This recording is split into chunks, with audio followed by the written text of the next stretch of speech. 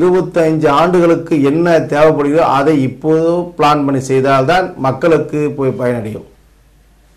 இல்லைன்னு சொன்னால் ஏதோ நகராட்சியில் இந்த ஆண்டு ஒரு 10 லட்சம் ரூபாய், அடுத்த ஆண்டு 20 லட்சம் ரூபான்னு சொல்லி ஒவ்வொரு சாலையை எடுத்து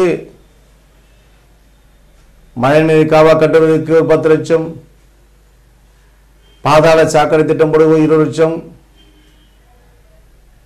அதாவது இபி மின்சாரம் லைன் போடுறதுக்கு ஒரு 10 லட்சம் அப்படி ஒதுக்கினால் அந்த பணி ஆண்டுதோறும் சாலையை நோடுவதும், ஆண்டுதோறும் ஒருவர் வெட்டுவார், ஒருவர் நோண்டுவார், இன்னொருத்தர் மூடுவார், ஒருத்தர் நோண்டுவார், மூடுவார் என்ற நிலைமை சாலைக்கு பாதிப்பு அதிகமாகிவிடும். பிளான் பண்ணணும். பொறியாளரை கூப்பிட்டு அந்தந்த துறை சேர்ந்த பொறியாளரை கூப்பிட்டு 25 ஆண்டுகளுக்கு என்ன தேவைப்படுமோ அதை இன்றைக்கே செய்தால்தான் அந்த வளர்கின்ற நகராட்சி, அந்த மாநகராட்சி எல்லாம் அழகாக இருக்கும். இதை திட்டத்தில் இதோ 5 ஆண்டு காலம் நான் ஆச்சரிப்பேன், இவர்கள் 5 ஆண்டு காலம் இருப்பார்கள் என்ற ஒரு எண்ணத்தை உருவாக்கி பல கோடி நிதி இருந்தாலும் கூட அதை டெண்டர் என்று சொல்லி அது டெண்டர் போடுவதற்கு 20 நாள் போட்டு முடிஞ்ச பிறகு 21 நாள் பிரிப்பதற்கு சொல்லி 3 மாத காலம் ஆகி அதுக்கு பிறகு அந்த கட்சியுடைய தலைவர்களுடைய ஒப்புதல் கேட்பதற்கு 1 மாதம், அந்த ஒப்புதல் அவர் கொடுக்கலாமா இவர் கொடுக்கலாம் சொல்வதற்கு அது நடுவில் ஒரு மீடியேட்டர். இதுதான் சென்னை நகர் இன்றைக்கு சீர்கெட்டு கொடுக்கிறது. இதெல்லாம் மாற்ற வேண்டும். இதை மாற்றுவதற்குத்தான் பொது வேட்பாளராக சென்னை வாழ்கின்ற மக்கள் ஒரு முறை எனக்கு வாய்ப்பு அளிங்கள். கட்சி பார்க்காதீர்கள், மொழி பார்க்காதீர்கள், ஜாதி பார்க்காதீர்கள். எனக்கு வாக்களித்து இவன் செய்வான், மூர்த்தி செய்வான் என்று எனக்கு உத்தரவிடுங்கள்.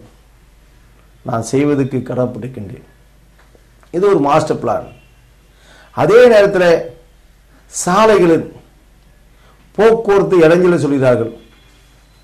நீங்களும் பார்க்கிறீர்கள், நானும் பார்க்கின்றேன், பொதுமக்கள் பார்க்கிறார்கள்.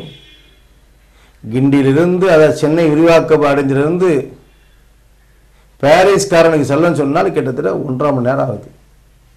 இது எதற்காக சொன்னால் இன்றைக்கு பொதுமக்களுடைய மகிழ்ச்சிக்காக பொதுமக்களுடைய பயணிகள் போகின்ற அந்த நடப்பாதைகள், பயணிகளுக்காக ஒதுக்கப்பட்ட பகுதியெல்லாம் ஆக்கிரமிப்பு பண்ணிவிட்டார்கள். அது அரசாங்கம் சில தவறு செய்துவிடுகிறது. பொதுமக்கள் 1% ஆக்கிரமிப்பு பண்ணாலும் கூட அரசாங்கம் 99% ஆக்கிரமிப்பு பண்ணினார்கள். என்ன அரசாங்கத்தை நான் குறை சொல்ல நினைக்க வேண்டாம், நான் யாரும் குறை சொல்லவில்லை. பிளாட்ஃபார்ம், அது சாலை, பொதுமக்கள் நடந்து போக சொன்னால் அந்த சாலை எல்லாம் ஆங்காங்கே எலக்ட்ரிக் பாக்ஸும் டெலிபோன் பாக்ஸும் பொது கழிப்பிடம் பஸ் செட்ரு அப்படி சிலதெல்லாம் போட்டுவிட்டு பொதுமக்கள் இறங்கி கீழே போகின்ற வழியாகிறது.